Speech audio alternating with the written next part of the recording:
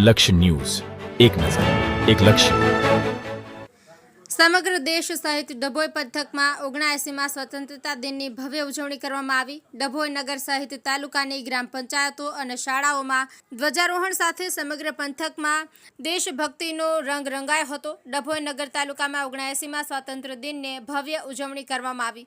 નગર અને તાલુકાની તમામ શાળાઓમાં ધ્વજારોહણ કાર્યક્રમ સહિત સાંસ્કૃતિક કાર્યક્રમો યોજાયા, જેમાં શ્રી દયારામ કેળવણી મંડળ સંચાલિત શ્રી GM વસાઈવાલા અંબિકા પ્રાથમિક શાળા, શ્રી MH દયારામ શારદા મંદિર, Shri MPC Desai English medium શાળા, શ્રી દયારામ માધ્યમિક ઉચ્ચતર માધ્યમિક શાળા 79 સ્વાતંત્ર્ય દિવસની ઉજવણી કરવામાં આવી હતી.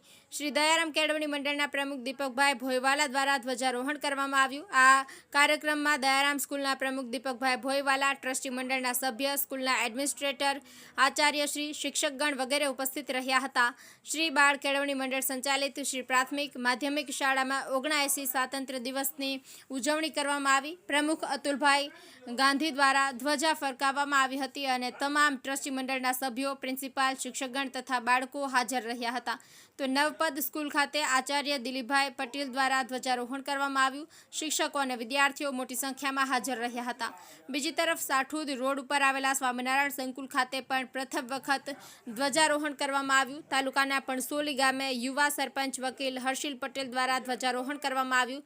નોબલ પબ્લિક સ્કૂલ ખાતે પ્રમુખ AA માધવાની દ્વારા ધ્વજારોહણ કરવામાં આવ્યું હતું.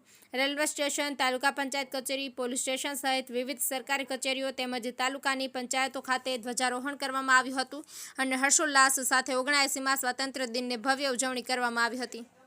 નિરંજન ચૌહાણ, ડભોઈ.